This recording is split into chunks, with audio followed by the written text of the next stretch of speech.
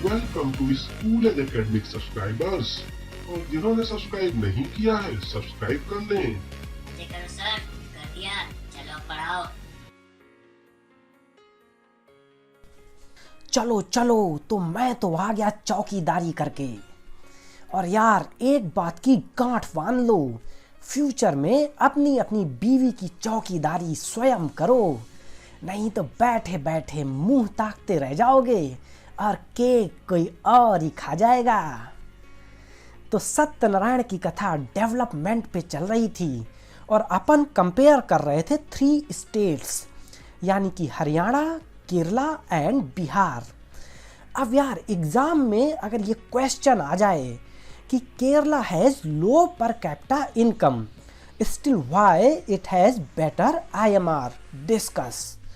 तो जवाब में तुम्हारा फर्स्ट पॉइंट होगा कि it has better health infrastructure, यानी कि यहाँ पे खूब सारी क्लिनिक्स एंड हॉस्पिटल्स हैं जिससे कि लोगों की सेहत का ध्यान रखा जाता है। सेकंड पॉइंट है कि यहाँ रोबस्ट पब्लिक डिस्ट्रीब्यूशन सिस्टम है, यानी कि सब इंसान लोग को अच्छा एंड क्वालिटी का खाना आसानी से और सस्ते दामों में मिल जाता है और इससे माल न्यूट्रिशन कम होता है। थर्ड पॉइंट है कि it has better education infrastructure, मतलब कि यहाँ बहुत सारे स्कूल्स एंड कॉलेजेस हैं जिससे से ज़्यादा लोग अच्छे से पढ़ लिख पाते हैं, और लोग जितना ज़्यादा एजुकेटेड एंड हेल्दी होते हैं उतना ही इन्फेंट मॉर्टेलिटी रेट कम होता है। तो चलो अब हम देखते हैं BMI, यानी बॉडी मास इंडेक्स। तो BMI का नाम सुन के डुग्गू टेंशन में आ गया, अब ये कौन सा एलियन है। तो यार बॉडी मास इंडेक्स ये दुनिया के न्यूट्रिशन साइंटिस्ट BMI की हेल्प से ये देखते हैं कि इंसान प्रॉपरली नरिश्ड है या अंडर नरिश्ड है। तो BMI कैलकुलेट करना बहुत ही इजी है और इसका फॉर्मूला है एक बालक के वेट को उसकी हाइट के स्क्वायर से डिवाइड कर दो, जहाँ पे वेट है किलोग्राम में और हाइट मीटर्स में होनी चाहिए। और फिर कैलकुलेट करने के बाद जो आंसर आता है, अगर ये आंसर 18.5 से कम आया तो इसका मतलब है कि वो बालक कुपोषण का शिकार है, और अगर BMI 25 से ज़्यादा आया तो देश के सारे लोगों का खाना यही इंसान ठूंस जा रहा है, और देश में जो स्टारवेशन फैली हुई है ना, वो इसी इंसान की वजह से फैली हुई है। और अगर BMI 18.5 से 25 के बीच में आता है तो इंसान इज परफेक्टली ऑल राइट।